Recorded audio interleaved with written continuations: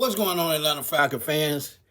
I'm back with another one of my all-time list videos, and this time I'm gonna go top 5 Atlanta Falcon free agent signings of all time. And this is a list that I've been asked about a couple of times, so I'm just gonna drop it in on y'all. And if y'all go to my playlist, y'all will see Atlanta Falcon all-time lists and debates.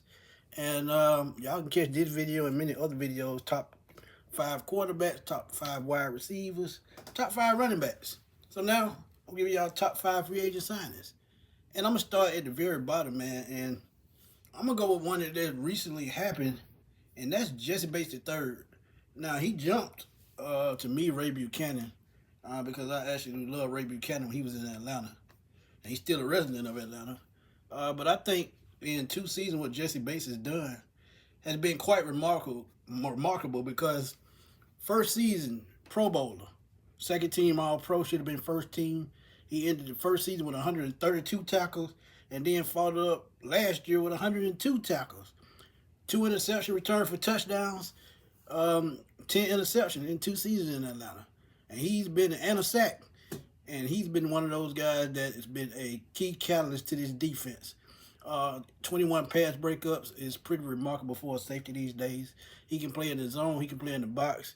And he's one of the biggest safeties. He's still a young dude, man. So he's on a 3-year deal, but I hope they get him signed to a new deal soon. Former second-round pick. Still only 28 years old. And I still feel like he has a lot left in the tank.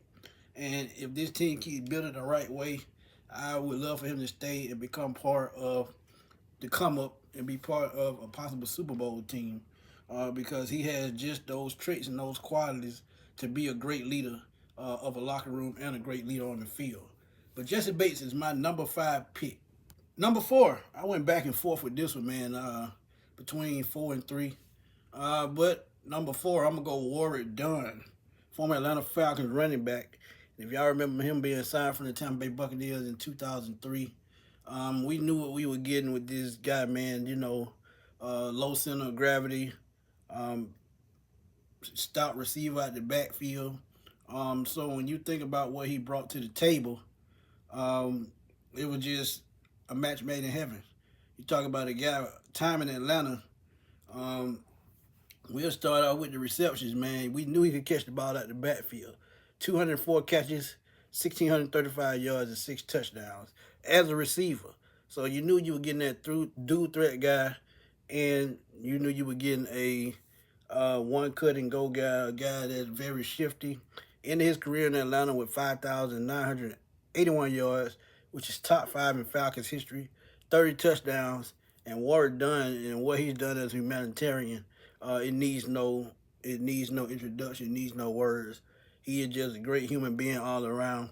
And what he meant to the city of Atlanta, both on the field and off the field, I don't think it'll never be replicated, man. And he's been doing it for a while. He did make the Pro Bowl as an Atlanta Falcon in 2005 when he rushed for 1,400 yards. Only 3 touchdowns, but he still had a hell of a year. And if you remember him mostly for the DVD trio with him, Mike Vick, and T.J. Duckett, one of the best trios when it came to running the football in NFL history. But Warrick Dunn gets my number 4 spot on this list. Number 3, I got to go with my guy Terrence Matthews, man. Shout out to Terrence Matthews, man. He's a big supporter of the show. I've had him on numerous amount of times, and congratulations to him for becoming head coach of Morehouse College in Atlanta, a great HBCU. But you talk about a guy first 4 seasons in the league with the Jets, really didn't put up any numbers, but the very first season he got in Atlanta and burst on the scene, Pro Bowl season. Even though it was on his only Pro Bowl season with the Falcons, with 111 catches, 1,342 yards, and 11 touchdowns, he was the model of consistency in Atlanta for a wide receiver. He had 4 seasons over 1,000 yards, and ended his career pretty good in Atlanta with 7,349 yards as a receiver with the Falcons, 573 catches, and he also had 57 touchdowns. So he did his thing in Atlanta, man, and again, I appreciate him for always supporting the show. and he's a model, consistent leader on the field and in the locker room. And as you know, him being the head coach, he's a leader of men, and that's what you like to see. And I would love to see Terrence Matthews come back and be one of the wide receiver coaches, or for that matter of fact, any kind of coach with the Atlanta Falcons, because I know he has that type of IQ. Uh, when it comes to coaching, when it comes to the game of football, he's a very smart and intelligent um, former football player and coach. So Terrence Matthews is going to be number 3 on my list. And look, hey, he did his thing. Shout out to him. And yeah, he's number 3. Number 2, I'm gonna go with an offensive lineman that I feel like don't get enough credit as far as being one of the greats in the NFL, and that's Alex Mack. Alex Mack came over from a lackluster Cleveland Browns team, um, where he was vastly overlooked. Now he did play with Joe Thomas in Cleveland, so those two anchored the line. But him coming to Atlanta was probably one of their better free agent moves all time. And there's only one that's better. And the reason why I say that, you talk about a guy at the age of 31, coming over at 31, leading the Atlanta Falcons to the Super Bowl, playing in the Super Bowl with a broken leg, and he showed you his toughness, he showed you his grit, and he only missed 3 games, I think, his entire 5 seasons in Atlanta. 3 of those seasons were Pro Bowl seasons, and that injury in 2020 was probably his swan song in Atlanta. But like I said, he's tough, rugged, anchor, great leader on the field, and you talk about a guy that can pick up a blitz, a guy that can tell you read the line, read the scheme, anything. He was one of the best finds in Atlanta Falcons history, hands down. And there's no knock to Mud Duck, Todd McClure, Jeff Van Note, but Alex Mack put up the type of leadership that you need in the Atlanta locker room, and he was a main cog as to why they made the Super Bowl in his first season in Atlanta. And he had solid seasons all the way through those 5 seasons. But Alex Mack, and y'all can comment in the comment box, he had to be one of the greatest signings in Atlanta Falcons history when it comes to free agents. That's just my thought.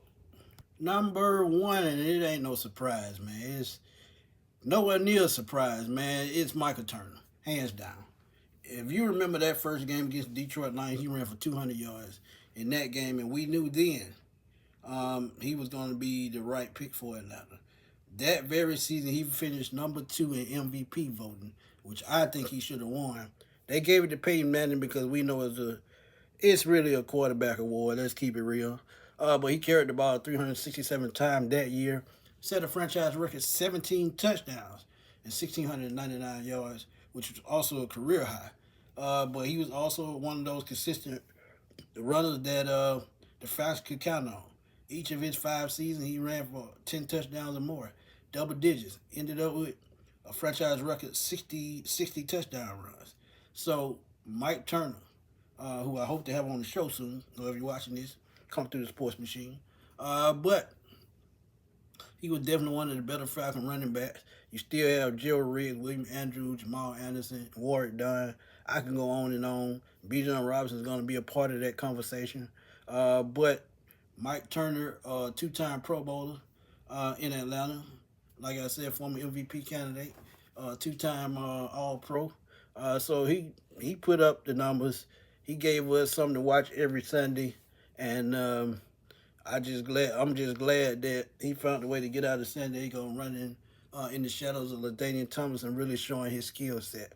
And before I get out of here, man, I'm gonna tell y'all, I feel like Tyler Algier, he could be that next Michael Turner type running back if he goes somewhere. I could see him having that same type impact in the NFL, going to another team. But I hope the Falcons keep him. But he could be a Michael Turner type talent if he goes elsewhere. But Michael Turner is my number 1 Atlanta Falcon free agent signing all time. In the comment box, man, y'all let me know who are some of the free agents that y'all remember that the Falcons signed that made a significant contribution to the Falcons. I can name another one right quick. Tony Martin, former wide receiver for the Dolphins. I feel like Tony Martin came in those 2 seasons in Atlanta.